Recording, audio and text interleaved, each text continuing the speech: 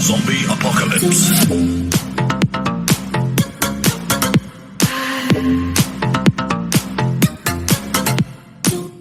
What is going on, you guys? Bastion Wiser here, and today I wanted to go ahead and bring you guys the Trap Shaddoll deck profile that I've been playing so far. It's been so much fun. I haven't gotten all the cards as far as physically on, physically in person. Yeah, I'm playing this, testing this deck online, and I'm gonna go ahead and share it with you guys. Now, it is very similar to Pack's build. If you follow Pack, an amazing, very intelligent player, very entertaining individual.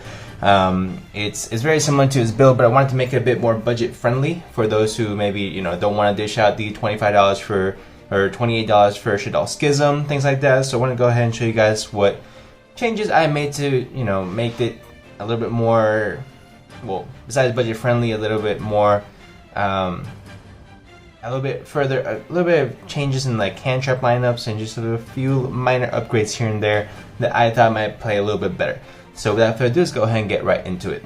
So first things first, of course, I'm going to start off with the main deck. I play 3 of the Shaddoll Wendy. You have to play this card at 3. Is amazing card. Pretty much searches and special summons whatever you need from the deck. Amazing card. Got to go ahead and maximize on 3. I play 2 Shaddoll Squamata to go ahead and foolish any of your Shaddoll monsters. 2 Hedgehog, 2 Aerial, 1 Dragon, 1 Beast, and 1 Falco. So it's pretty standard Shaddoll lineup, but I don't really get too crazy with it. Most people do play the 3 Shaddoll, but I mean realistically, 3 Shaddoll Squamata. But I mean I like Pack's explanation where you really you want to have space for other things in the deck. That's why I went to go ahead and choose to still use the 2 as well. So pretty much all the Shaddoll targets you are going to need. Now the main difference is going to be, I guess, more in the hand trap lineup. So for hand traps, I played 2 DD Crow, 2 Ash Blossom, and 2 Nibiru. So what I like about this is that the hand traps in the Shaddoll deck have to be not only meta relevant, but they also can be used for your fusion summons. So this is why I picked these 3. I think these 3 make the best combination of Shaddoll fusion monsters. You have Apgalone, you have your Winda, your Construct, and with this you do have your Shaddoll Krista, which I do go ahead and play at least 1 copy in the extra deck. I just think the ability to negate special summons is really good as well. In the event that for some reason you can't go into like a Winda for whatever the reason may be, I think it's really good to be able to negate special summons. So it's a Ash Blossom being a fire monster, I think it's good to play at 2. DD Crow is also just a blowout hand trap currently with given the current meta. If they try to get anything in the graveyards, go ahead and banish it instead. So amazing cards. I think that's it. Gonna be it for the monster lineup, the hand trap lineup. Just 6 hand traps, really all you need for right now, guys. I'm gonna go ahead and go right into the spells. Triple El Shaddoll Fusion, triple Super Poly, 1 Shaddoll Fusion, and 1 Foolish Burial. Foolish Burial is just a straight starter card for the entire deck. So amazing to be able to just go ahead and send Hedgehog, add whatever you need from your deck to your hand, or send Dragon, Pop, send Squamata, send something else, and win the special summon. So it just lets you have so much more resources in the graveyard. Even if you have Shaddoll in hand but you don't have anything to fuse it with, go ahead and Foolish Burial literally any other monster in your deck, and it gives you a pretty much free fusion summon right there and then. You play triple super polymerization just because because in what the way Pack was explaining and the way that I pretty much agree with it is being able to use your opponent's monster as fodder is just such an amazing way to just get around cards in their current format.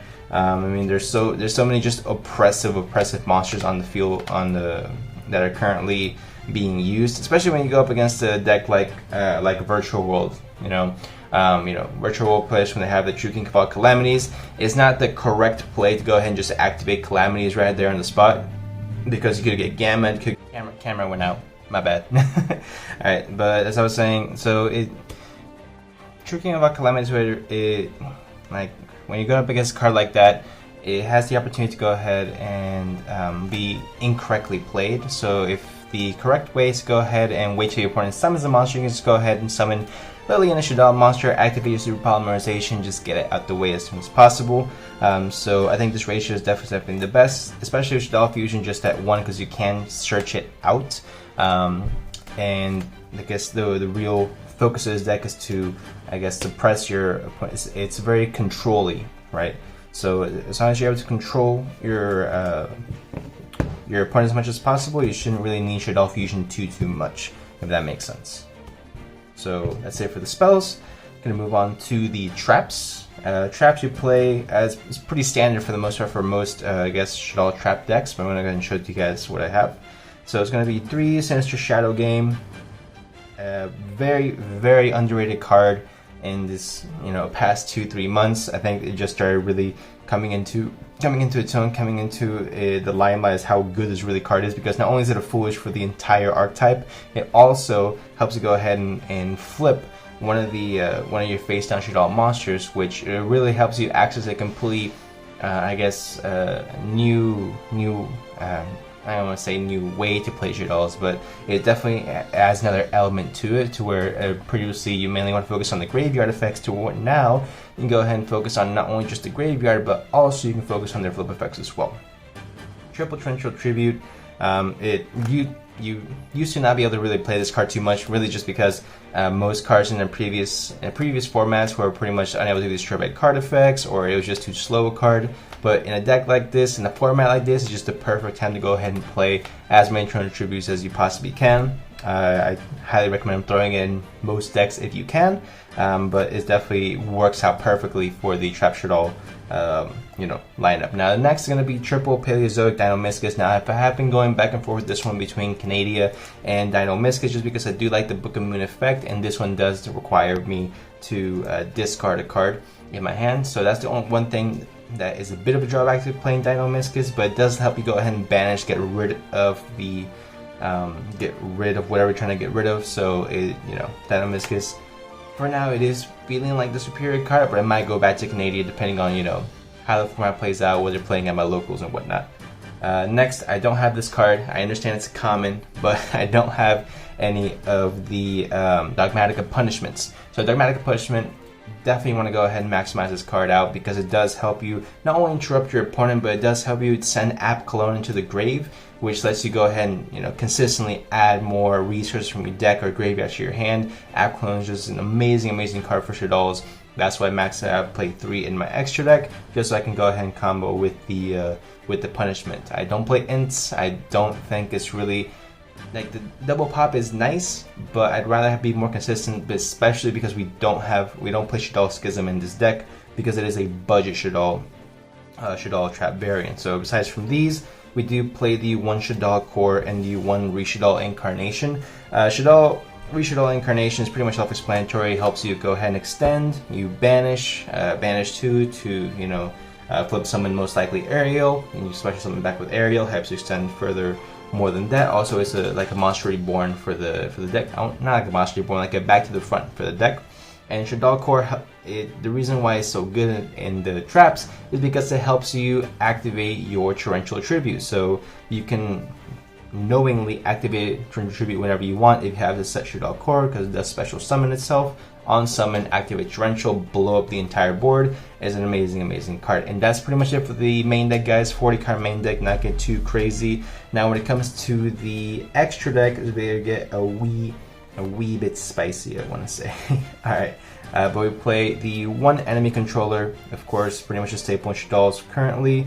The 1 Shaddoll Construct, the 1 Cross Sheep, the 1 Appaloosa. Appaloosa should be an Artemis, Magistus Artemis, but honestly, because I don't have one right now, Appaloosa has been a really good, I guess, instead of, because the only reason I want Artemis is because it is a light target and you can make it with any spellcaster, level 4 or lower, so it does give you the opportunity to make Construct more consistently. However, Appaloosa is also really good just because it's able to go ahead and negate a whole bunch of monster effects, and you usually can make it with 3 or more materials. 1 Nightmare Phoenix to get rid of any pesky spells or traps.